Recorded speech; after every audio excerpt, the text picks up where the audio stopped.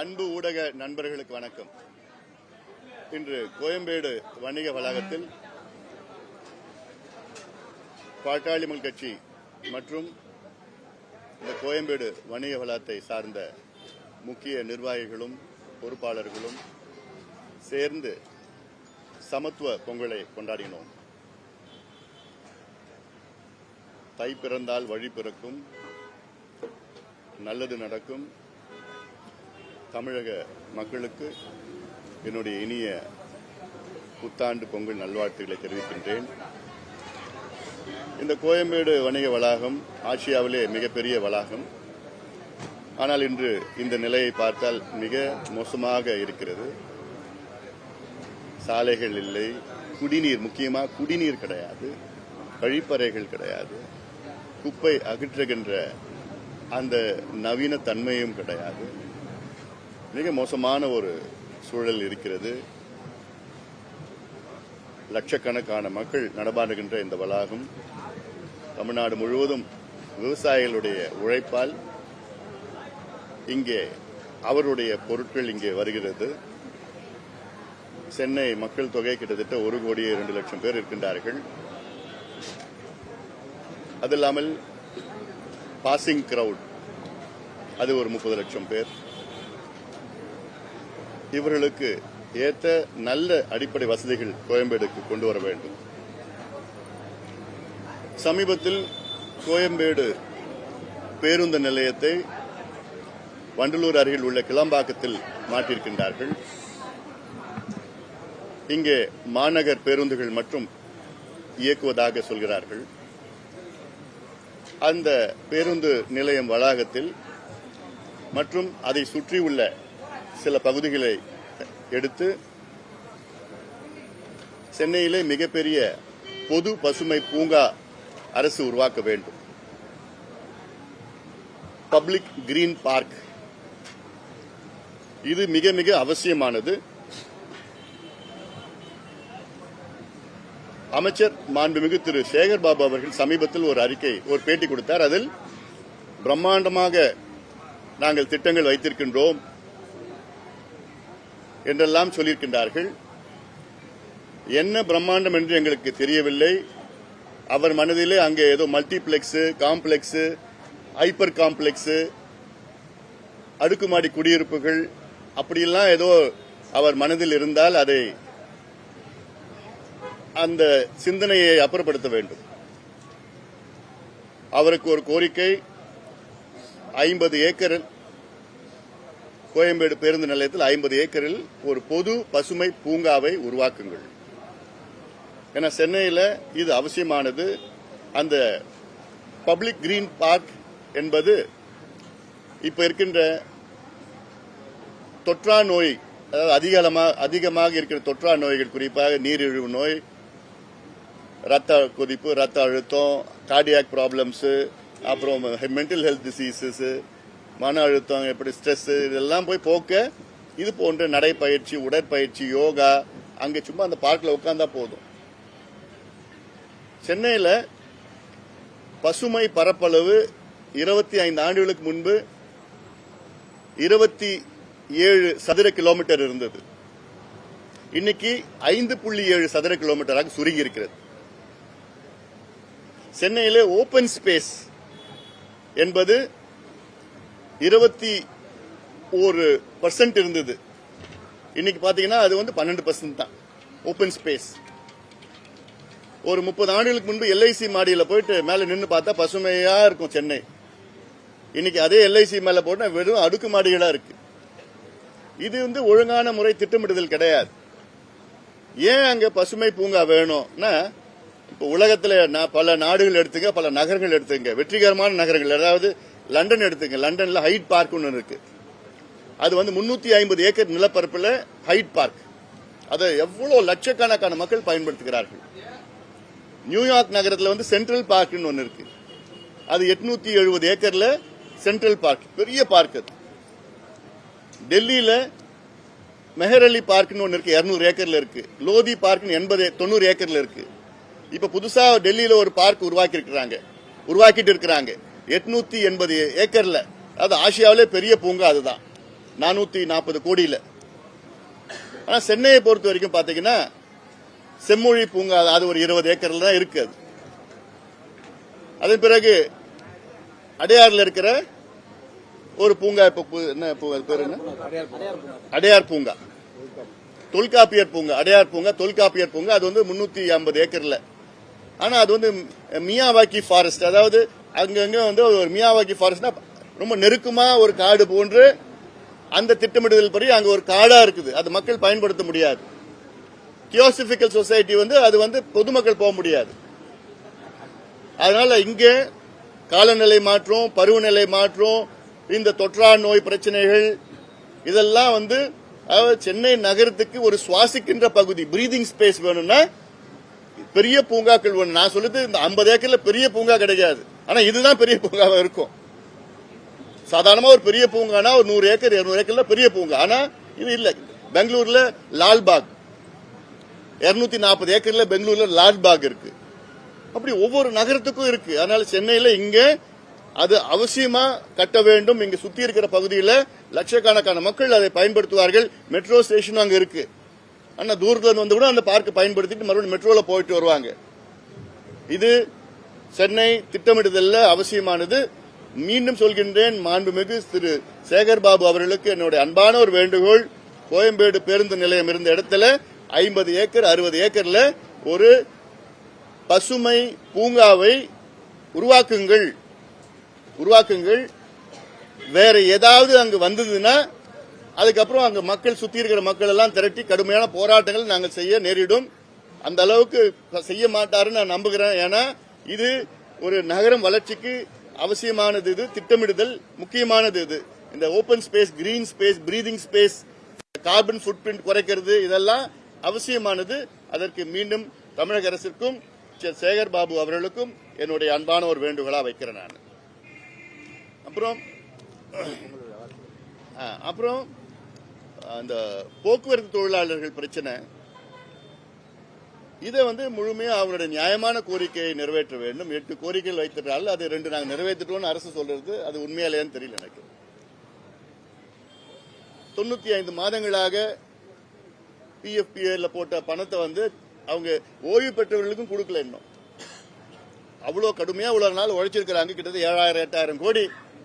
அந்த பணத்தை சொல்ல போனா அரசு கையகப்படுத்தியது, கையாடல் செய்ததுன்னு சொல்லலாம். ஏன்னா அவங்க பணத்தை திருப்பி கொடுக்க முடியாத ஒரு சூழல்ல இன்னைக்கு இருக்கு அரசு இருக்குன்னா எங்களுக்கு இன்னும் புரியல. இந்த போராட்டத்தை இங்க அரசு கேட்டுக்கிட்டனால மக்களுக்கு இடைஞ்சலா இருக்கக்கூடாதுன்னு 19ஆம் தேதி தள்ளி வச்சிருக்கிறாங்க. ஆனாலும் அதுக்குள்ளே பேசி அவருடைய நியாயமான கோரிக்கைகளை நிறைவேற்ற வேண்டும், அரசு நிறைவேற்ற வேண்டும் என கேட்டுக்கொள்கின்றேன். அப்புறம் தமிழக அரசுக்கு ஒரு கோரிக்கை, இந்த பொங்கல் 4 நாள்ல டாஸ்மாக் கடையை 4 நாளுக்கு மூடுங்க. இது அரசுக்கு ஒரு வேண்டுகோளா வைக்கிறேன். நான் 4 நாள் டாஸ்மாக் கடையை மூடுங்க. தமிழ்நாடு 4 நாள் டாஸ்மாக் கடையை மூடுங்க. நல்ல அமைதியா நல்ல பொங்கலா இருக்கும். ஏன்னா தை மாசம் நல்லபடியா தொடக்கம் நல்லா இருக்கணும், அமைதியா இருக்கணும், நல்ல வழியா இருக்கணும்னா இந்த 4 நாள் டாஸ்மாக் கடையை மூடணும். கேள்வியில் எதாவது இருக்கா? சார், இப்ப ஏற்கனவே கோயம்பேடு பஸ் ஸ்டாண்ட் இங்க கிளம்பாக்கம் மாத்திட்டாங்க. காய்கறி சந்தையும் இங்க இருந்து திருமலைக்கு மாத்த போறதா சொல்றாங்க. ஏற்கனவே நீங்க செப்டம்பர்ல கூட அறிக்கை கொடுத்திருந்தீங்க. தமிழக அரசு அது கடுமையா மறுத்திருந்தாங்க. ஆனா ஏற்பாடுகள் நடந்துட்டு இருக்கு. அது நிச்சயமாக அது பாட்டாளி மக்கள் கட்சி கடுமையான போராட்டங்கள் செய்யும். ஏன்னா இது இங்க இருக்கிற மக்களுக்கு ஏதுவாக இருக்கிற பகுதி. இது ஆசியாவிலே மிகப்பெரிய வளாகம். இதுல அவங்க திட்டம் இங்க இருந்து மாத்தி இதை ஏதாவது ஒண்ணு வித்துடணும். அதனால இது இங்க நல்லா இருக்குது. இன்னும் அதிகமா வசதிகளை ஏற்படுத்தணும். இங்க கொத்தவாச்சாவடியில இங்க மாத்தினாங்க. அப்ப இங்க இருந்து திருமலை சாய்க்கு மாத்துறதுல அங்க நீங்க வேற விதமா கொண்டு போங்க. இங்க இருக்கணும். இங்க அவசியமானது இது இங்க இருக்கணும். மக்கள் வந்து போறதுக்கு கரெக்ட் சரியா இருக்கும். இங்க மெட்ரோ வசதிகள் எல்லாமே இருக்குது. இங்க அது இப்ப இவ்வளவு காலமா என்ன ஆயிடுச்சு? இல்ல ஏன் நீங்க அந்த மதுரை வாயில் பறக்கும் சாலையை கட்டிட்டு இருந்தீங்கன்னா நேரம் ஒன்னும் பிரச்சனை வந்திருக்காது. காசு லஞ்சத்துக்காக தான் திட்டத்தையே நீங்க இவ்வளவு நாளா கட்டாம வச்சிருக்கீங்களே, அந்நேரம் பண்ணிருக்கணும். அது செஞ்சிருந்தா ஒன்னும் பிரச்சனைக்கு போறது இல்ல. ராத்திரில தான் வரப்போகுது. அதுல இன்னொன்னு போக்குவரத்து நெரிசலுக்காக அது திட்டமிடுங்க. அதெல்லாம்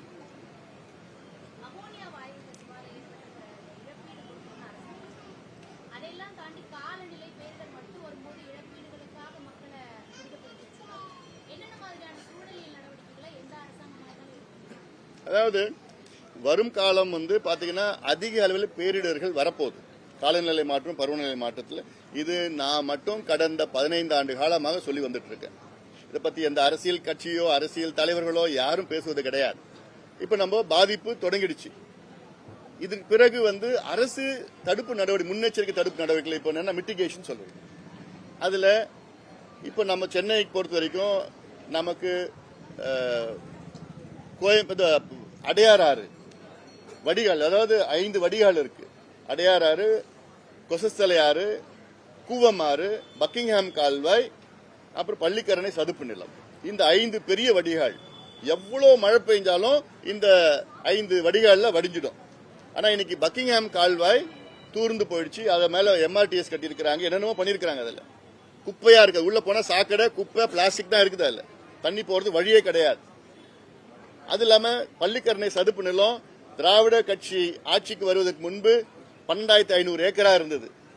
இவங்க இந்த ஆட்சி வந்த பிறகு இன்னைக்கு பாத்தீங்கன்னா 2000 ஏக்கர் தான் இருக்கு. அதுல எல்லாமே ஆக்கிரமிப்புகள் இருக்கு. அதுல கூவமாறு இன்னைக்கு சாக்கடையா மாத்திட்டாங்க.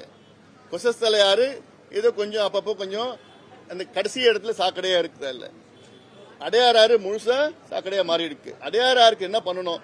செம்பரம்பாக்கம் ஏரியில வர தண்ணி தான் அடையார் ஆறு மூலமா வருது. அது இல்லாம செம்பரம்பாக்கம் மேல இருக்கிற பல ஏரிகள்லாம் அந்த வஞ்சி அந்த ஆத்துல வருது.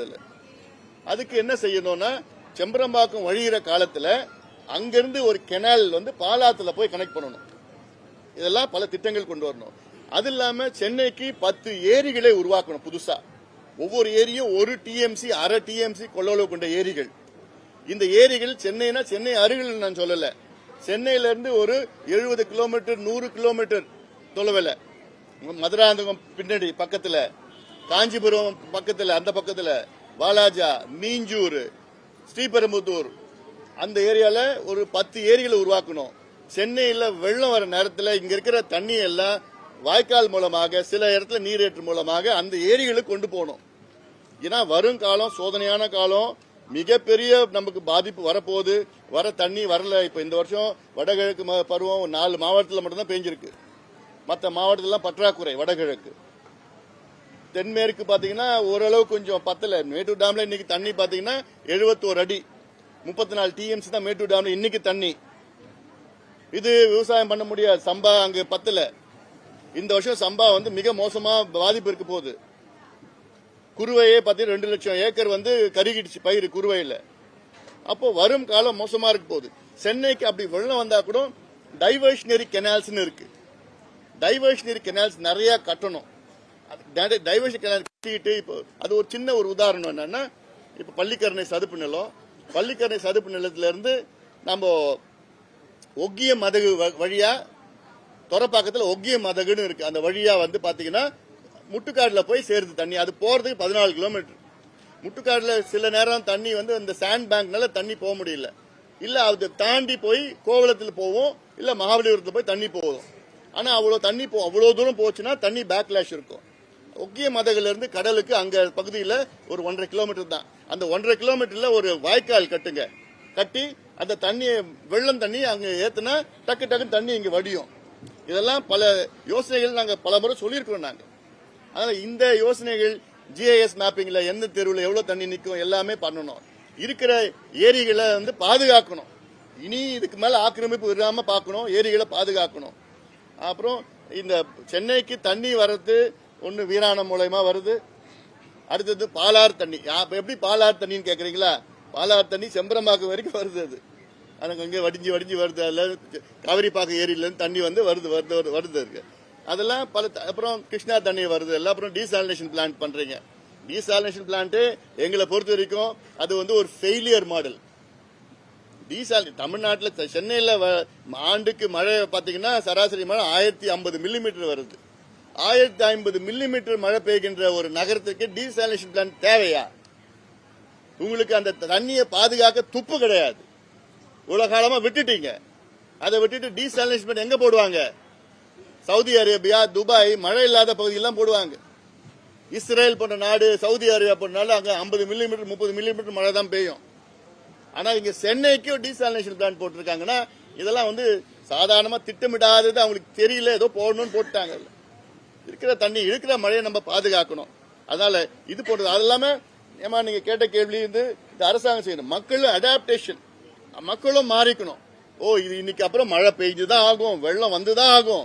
அதுக்கு நம்ம என்ன தயார் நிலையில இருக்கணும். அது இல்லாம இப்போ வானிலை மையம் வந்து துல்லியமா சொல்லணும். வெளிநாடுகளில் சொல்றாங்கல்ல 2 நாள் பிறகு 3 மணிலிருந்து 4 மணி சாயங்காலம் 1 மணி நேரம் மழை பெய்யும். எந்த பகுதியில் மழை பெய்யும்? அண்ணா நகர்ல மழை பெய்யும், அண்ணா நகர்ல மழை பெய்யும். அப்படி பல நாடுகள்ல இருக்கு. அந்த தொழில்நுட்பம் நம்ம கொண்டு வந்துட்டா நம்ம திட்டமிடலாம், பிளான் பண்ணலாம். இப்படி எல்லாம் இருக்கு. அதனால மிட்டிகேஷன், அடாப்டேஷன், திட்டமிடுதல் வேணும். இதெல்லாம் இன்னும் நாங்க ஒரு ஆவணம் தயார் பண்ணிட்டு இருக்கிறோம். புதுசா என்னென்ன செய்யணும்னு சொல்லி தயார் பண்ணி அதுல நான் உங்ககிட்ட ஷேர் பண்ணிக்கிறேன். நாடாளுமன்ற தேர்தல் நெருங்குது, பாமகவுடைய வியூகம் என்ன சார்? எங்களுடைய நாடாளுமன்ற தேர்தல் சம்பந்தமான நிலைப்பாட்டை விரைவில் அறிவிப்போம்.